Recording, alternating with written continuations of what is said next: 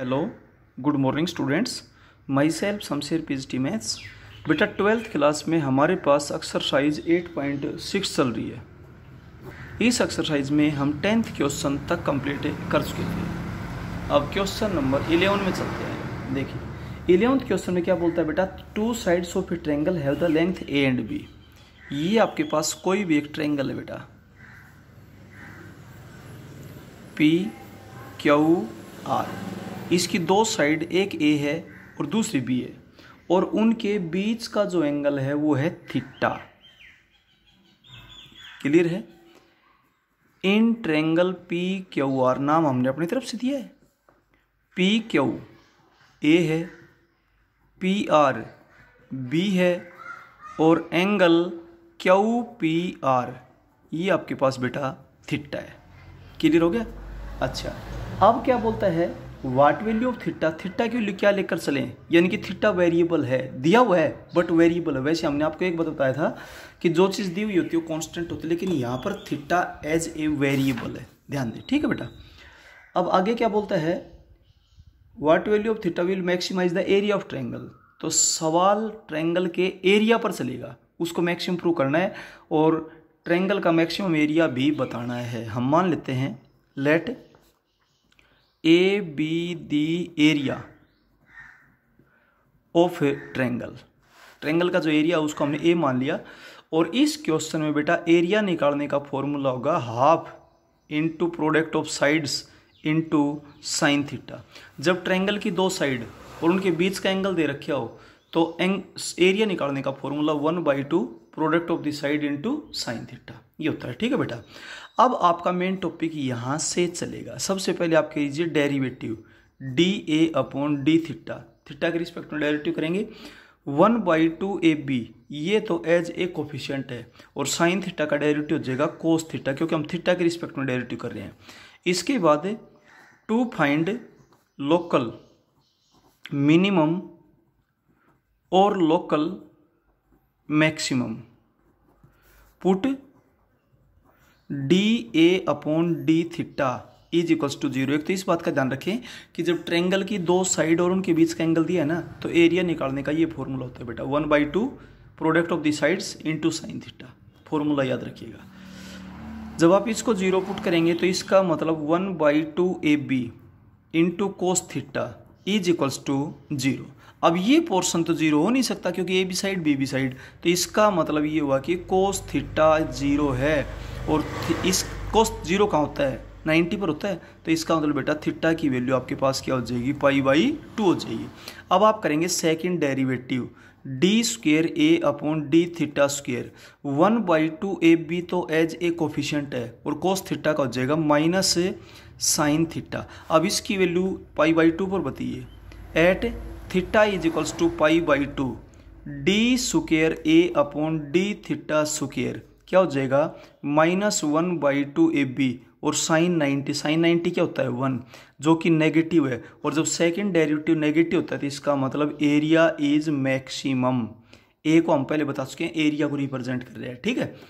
अब इसने maximum area और पूछा। अब ए एरिया तो था और मैक्सिमम आपने प्रूव कर दिया। अब आप बताएंगे मैक्सिमम एरिया इज, अब बेटा वैल्यू पुट कर दीजिए यहाँ पर 1/2 A B sine theta. Theta क्या है π/2, 1/2 ए बी साइन 90 क्या होता है 1, और ये एरिया है, इसलिए बेटा आप क्या लिखेंगे, स्क्वायर यूनिट्स। क्लियर है। अब चलते हैं क्वेश्चन नंबर 12 में। बेटा ध्यान से देखिएगा। 12th क्वेश्चन में क्या बोलता है, find the dimensions of a rectangle having area 96 centimetre square, least perimeter. Perimeter को आपने लीस्ट प्रूव करना है। देखिए बेटा ये एक रेक्टेंगल है। इस रेक्टेंगल में हमने लेंथ को मान लिया x, ब्रेड्थ को मान लिया y, एरिया को a मान लेंगे। Let x be the length comma y be the breadth and a be the given area. दे रखे है बेटा, ध्यान से देखिए, A be the given area of a rectangle. Clear है। Where area is equal to 96 centimetre square दे रखे, आप ध्यान से देखेंगे और पढ़ेंगे तो ठीक है बेटा। सेंटीमीटर स्क्वायर एक ही बात है। एरिया का फॉर्मूला क्या होता है, L into B, X Y की वैल्यू 96। दी हुई चीज क्या यूज करोगे, एक वेरिएबल को दूसरे में कन्वर्ट करने की यूज करेंगे। तो इसका मतलब बेटा y इज इक्वल टू हो जाएगा 96 अपॉन एक्स। ये रिलेशन आ गया एक वेरिएबल को दूसरे में कन्वर्ट करने के लिए। मैंने आपको दो बातें बताई, जो चीज दी हुई होगी उसकी हेल्प से एक वेरिएबल को दूसरे में कन्वर्ट करेंगे, और सवाल उस पर चलेगा जिसके साथ मैक्सिमम या मिनिमम वर्ड है। अब आपके साथ जो लीस्ट यानी कि मिनिमम वर्ड है वो पेरीमीटर के साथ है, तो उसका हम पी मान लेंगे।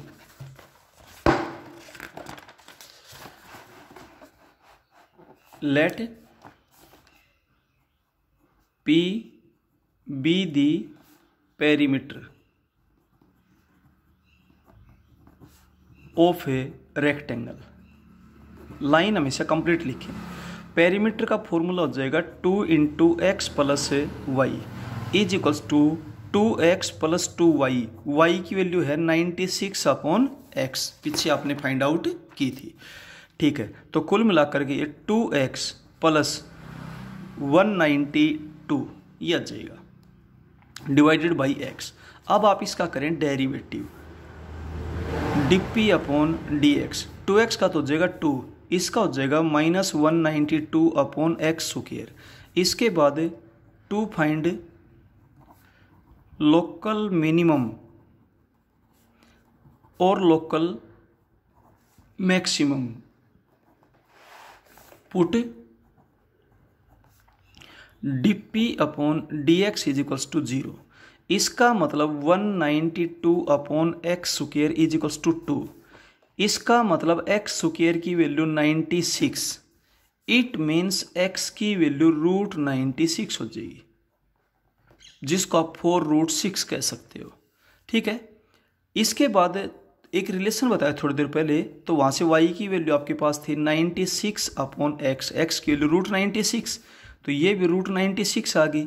और √96 को बेटा 16 गुणा में 6, 4√6 लिख सकते हैं। अब x और y की वैल्यू बराबर आ गई, तो इसका मतलब this rectangle is a square. इसका मतलब ये रेक्टेंगल क्या है बेटा, स्क्वायर, क्योंकि दोनों साइड बराबर आ गई। इसने हालांकि पूछा नहीं, पूछे तो के लिए बताया, प्रूव हो गया। इसके बाद हम करेंगे second derivative, D square P upon d x square. 2 का तो 0 हो जाएगा, माइनस 192 एज एक कोफिशियंट है, और एक्स की पावर -2 का हो जाएगा -2 एक्स की पावर -3, तो कुल मिलाकर प्लस हो जाएगा।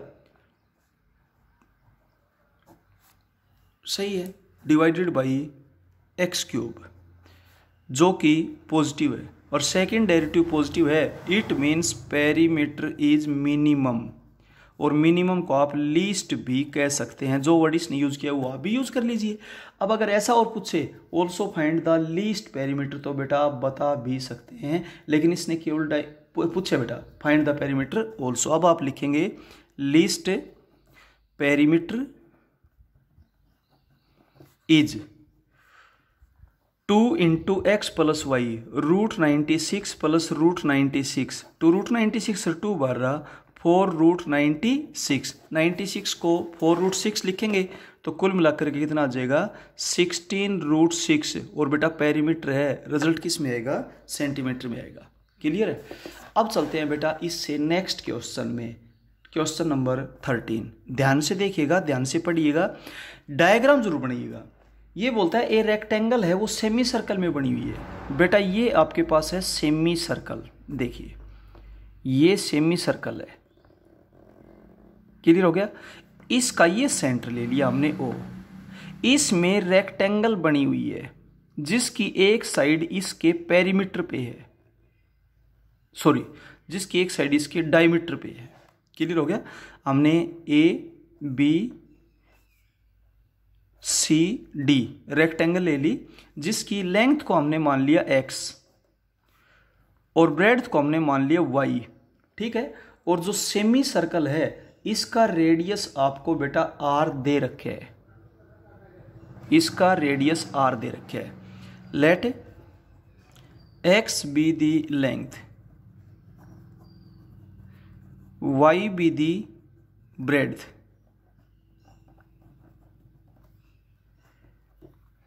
Of the rectangle which is inscribed in a given semi circle. बेटा सेमी सर्कल पे क्वेश्चन नहीं चलना, सेमी सर्कल तो हमारी हेल्प करेगा एक वेरिएबल को दूसरे में कन्वर्ट करने के लिए। अब वो आपने देखना है कि हेल्प कैसे करेगा, इसलिए गिवन बोलता हूं, given semi circle with radius R, जिसका रेडियस क्या है आर। अगर बेटा रेडियस आर ना भी दिया हो ना तो आप मान लेना वो भी कांस्टेंट होगा, क्योंकि सेमी सर्कल दिया हुआ है और आपका जो सवाल चलेगा वो चलेगा बेटा रेक्टेंगल के एरिया पर।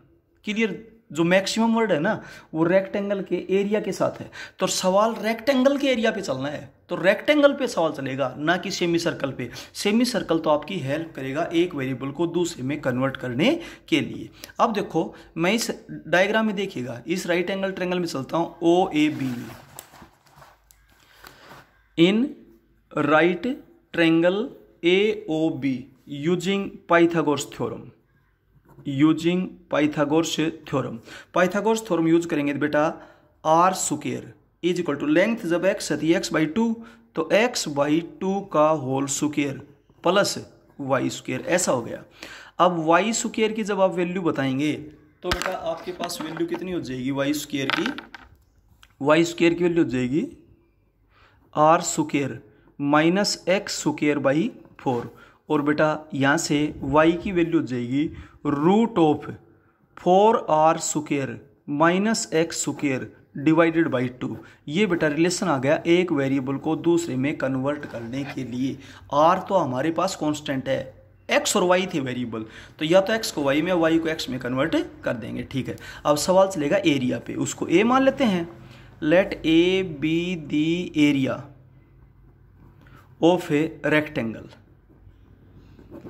बेटा रेक्टेंगल के एरिया को हमने ए मान लिया, यहां पर एरिया क्या होगा L into B X into Y, तो एक्स तो ठीक है, वाई बेटा आपके पास है root of 4r square minus X square divided by 2।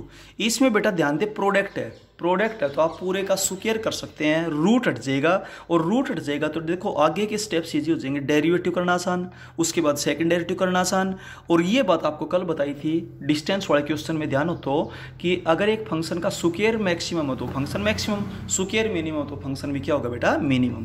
तो इसलिए बेटा मैं ए स्क्वायर कर लेता हूँ, तो ए स्क्वायर हो जाएगा x square into 4r square minus X square divided by 4, ये हो जाएगा 1/4 4r square X square minus X raise to power 4, ऐसा हो जाएगा। ठीक है, ये बेटा ये 2 है, पावर 2 नहीं है। ठीक है, तो 4r square X square minus X raise to power 4, ये 1/4 हो जाएगा। ठीक है, अब हम चलते हैं इसको बेटा t मान लेते हैं। अब dt अपॉन dx, तो 1/4 तो एज ए कोफिशिएंट है, यहाँ पर 4r square as a coefficient हो गया, इसका हो जाएगा 2x और माइनस 4x क्यूब। जब आप इसको अंदर मल्टीप्लाई करेंगे तो आपके पास हो जाएगा 2r square x minus X cube हो जाएगा। अब आप इसको 0 पुट कर देंगे, put dt upon dx is equals to 0, तो आपके पास x cube is equals to 2r square x, इसका मतलब x square is equals to 2r square, it means x is equals to root 2r। ये तो आपके पास आ गई length. This implies that y की वैल्यू बताएंगे तो root of 4r square minus X square है 2r स्क्वायर डिवाइडेड बाई 2, तो ये आपके पास हो जाएगा 2r स्क्वायर, 2r स्क्वायर, तो आपके पास हो जाएगा रूट 2r डिवाइडेड बाई क्या है 2, इससे ये कैंसिल हो जाएगा तो r बाई रूट 2, ऐसा हो जाएगा। ठीक है बेटा, अब हम चलते हैं इसके सेकेंड डेरिवेटिव में, D square T upon d x square.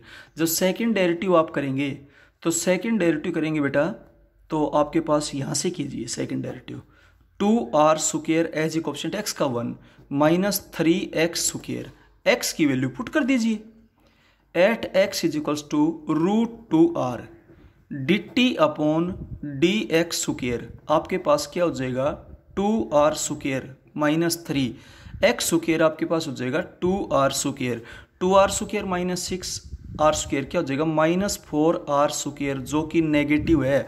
और जब सेकंड डेरिवेटिव नेगेटिव तो इसका मतलब t इज मैक्सिमम और t मैक्सिमम हो गया तो इसका मतलब a स्क्वायर इज मैक्सिमम और जब a स्क्वायर मैक्सिमम हो गया तो इसका मतलब a इज मैक्सिमम और a क्या है एरिया।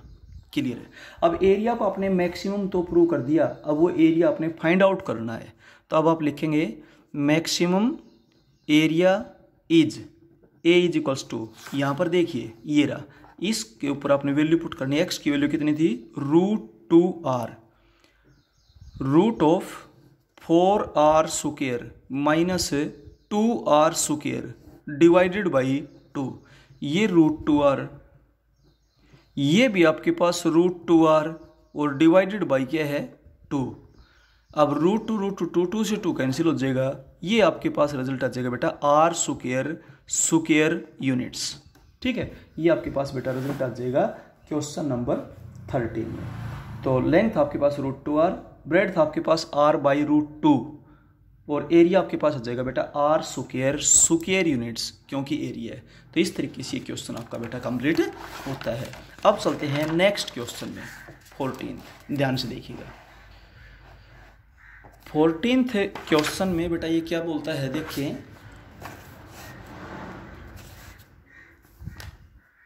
फोर्टीन्थ क्वेश्चन ध्यान से देखें।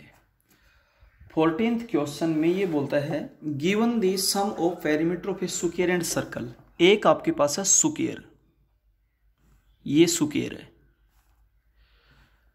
और एक आपके पास है सर्कल।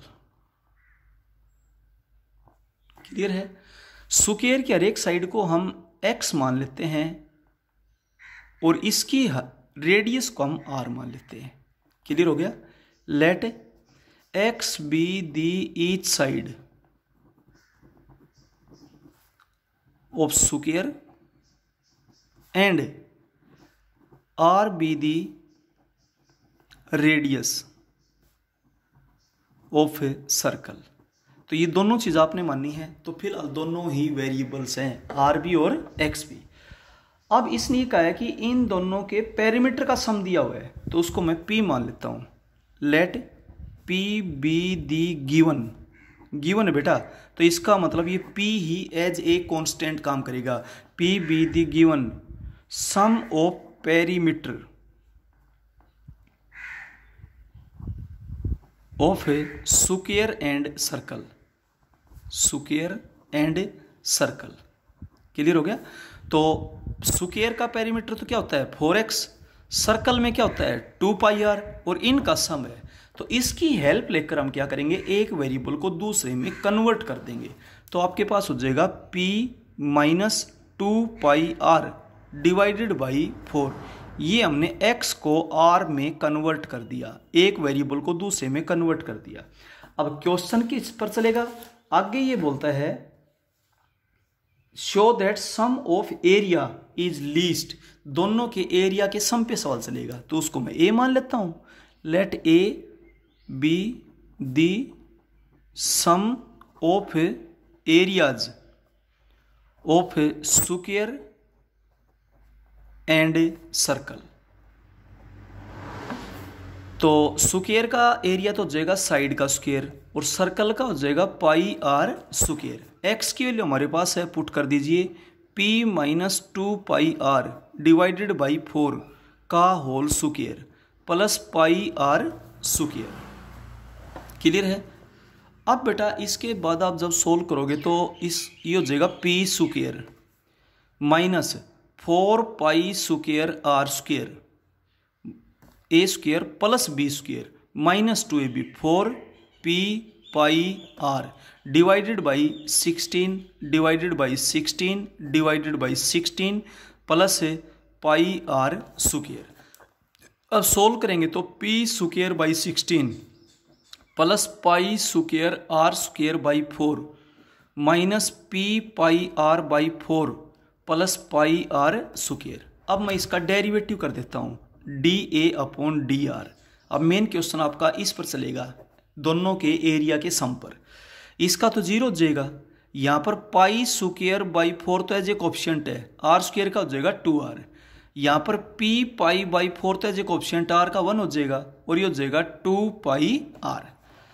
अब आप जब इसको सोल्व करेंगे तो आपके पास हुआ pi square r by 2 minus p pi by 4 plus 2 pi r. अब आप एक काम करेंगे, इसको 0 पुट कीजिएगा, put d A upon d r is equals to 0 put करेंगे तो ये टर्म इधर आकर प्लस की हो जाएगी, p pi by 4 is equals to pi square r by 2 plus 2 pi r. एक काम करें, यहां से पाई कॉमन लेकर के कैंसिल कर देंगे तो आपके पास क्या रिजल्ट बनेगा, p by 4 is equals to pi r by 2 plus 2r। यहां से पाई कॉमन निकाल दिया, 2 पाई आर था, यहां पर पाई स्क्वायर आर बाई 2 था। इधर से आप 2 एलसीएम ले लेना, 2 एलसीएम लेंगे तो आपके पास क्या हो जाएगा, पाई आर प्लस 4r और इधर है p बाई 4। ये 4 इधर मल्टीप्लाई में आ जाएगा तो 2 से 2 कैंसिल हो जाएगा, 2 पाई आर प्लस 8r। अब हमने एक बात बताई थी आपको कि जो चीज़ गिवन हो लेकिन दे नहीं रखी हो, आप उसका वापस फॉर्मूला पुट कर दियो तो p आपके पास किसके बराबर है, 4x plus 2 pi r is equals to 2 pi r plus 8r।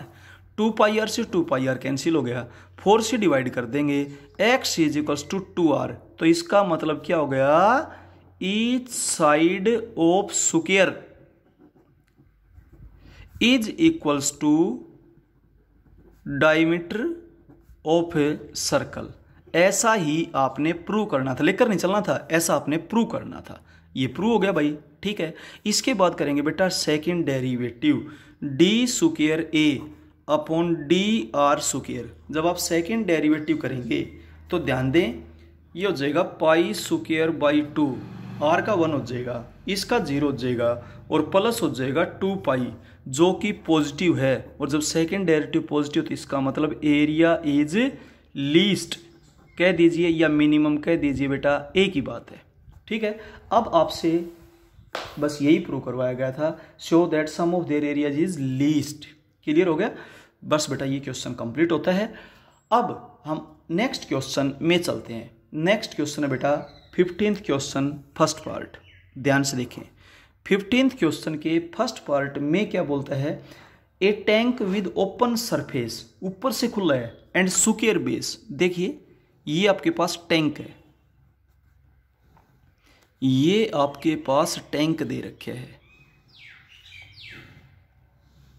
इसने स्क्वायर बेस का तो इसका मतलब बेस स्क्वायर की शेप में है, और बेस स्क्वायर की शेप में है, इसका मतलब बेटा लेंथ और ब्रेड्थ दोनों होंगी सेम। हाइट को हमने y मान लिया। Let x be the length, x be the breadth, y be the depth of a square based